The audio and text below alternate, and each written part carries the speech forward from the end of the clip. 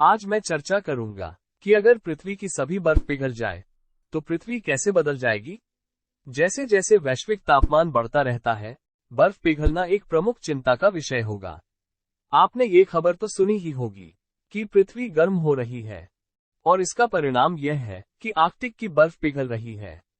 1880 के बाद से ग्रह का औसत तापमान 1.1 डिग्री सेल्सियस बढ़ गया है। नासा का अनुमान है कि 95% संभावना है कि यह वर्तमान की ग्लोबल वार्मिंग ह्यूमन एक्टिविटीज का प्रत्यक्ष परिणाम है। इसके परिणामस्वरूप दुनिया भर में बर्फ पिघल रही है और पृथ्वी के समुद्र स्तर को ऊपर उठा रही है। 19वीं शताब्दी के दौरान महासागरों में पहले ही 6 सेंटीमीटर की वृद्धि हो चुकी थी, लेकिन ये समुद्र स्तर 20वीं शताब्दी के दौरान 19 सेंटीमीटर तक बढ़ गए। और आपको बता दें कि ये पिछली शताब्दी की तुलना में 3 गुना तेजी से बढ़े हैं, जिसके विनाशकारी परिणाम होंगे।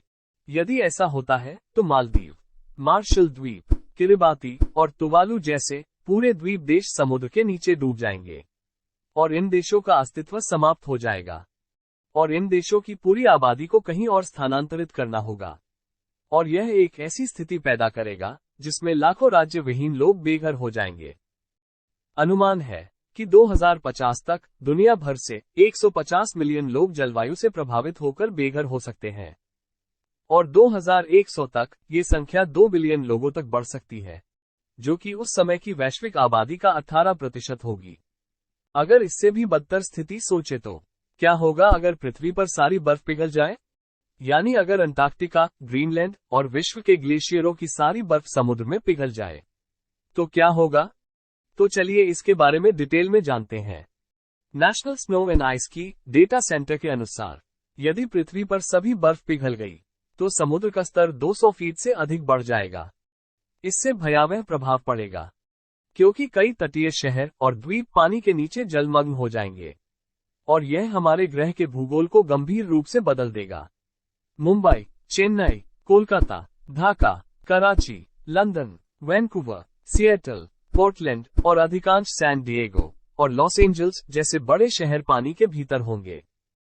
यूरोप दुनिया के सबसे विनाशकारी क्षेत्रों में से एक होगा क्योंकि नीदरलैंड का पूरा देश पानी के नीचे होगा और ऐसा ही लगभग पूरा डेनमार्क और आधा बेल्जियम के साथ होगा। और लंदन पूरी तरह से समुद्र के नीचे दब जाएगा और उत्तरी जर्मनी भी बर्लिन शहर सहित पूरी तरह से पानी के नीचे होगा और इस्तांबुल भी पानी के नीचे होगा और ब्लैक सी और कैस्पियन सागर एक दूसरे से जुड़े होंगे। अफ्रीका शायद सबसे कम गंभीर रूप से प्रभावित महाद्वीप होगा, लेकिन अलेक्जेंड्रिया और काहिरा दोनों के पानी के नीचे जाने से मिस्र को भारी नुकसान होगा और साथ ही साथ फारस की खाड़ी, कतर और बहरीन और बगदाद शहर को पूरी तरह निगल जाएगी। भारत और पाकिस्तान को भी भारी नुकसान होगा, लेकिन इस आपदा में पूरे बांग्लादेश का अस्तित्व समाप्त हो जाएगा। जी हां, पूरा बांग्लादेश और साथ ही साथ बीजिंग और शंघाई सहित चीन में करोड़ों लोग पानी के भीतर होंगे। सियोल, प्योंगयांग और टोक्यो शहर भी पूरी तरह से पानी के नीचे होंगे। बर्फ के पिघलने का मानव जीवन पर बहुत बड़ा प्रभाव पड़ेगा। समुद्र के स्तर में वृद्धि से तटीय शहरों में बाढ़ आ जाएगी, लाखों लोगों को विस्थापित किया जाएगा। इसके अतिरिक्त भोजन की कमी के कारण गरीबी और अशांति पैदा हो सकती है। अंत में यदि पृथ्वी पर सभी बर्फ पिघल गई तो भारी तबाही होगी, समुद्र का स्तर बढ़ेगा, मौसम के पैटर्न बदल जाएंगे और इकोसिस्टम डिसरप्ट हो जाएंगे। तो सवाल ये है कि इस दुस्वप्न भविष्य को होने से रोकने के लिए हम क्या कर सकते हैं। ग्लोबल वार्मिंग के प्रभावों को कम करने और बर्फ के पिघलने को रोकने के लिए हम सभी लोगों को कार्बन उत्सर्जन को कम करने के लिए अब हमारे लिए कार्रवाई करना महत्वपूर्ण हो गया है, जिसमें आप भी अपनी तरफ से अपना योगदान दे सकते हैं।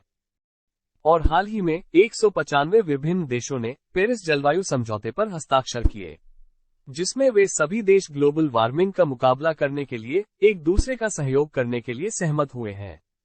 तो अगर सारी बर्फ पिघल जाए तो पृथ्वी कैसे बदल जाएगी? यह एक डरावना विचार है और जिसे हम सभी को गंभीरता से लेना चाहिए। तब तक के लिए अपना ख्याल रखें। धन्यवाद। जय हिंद।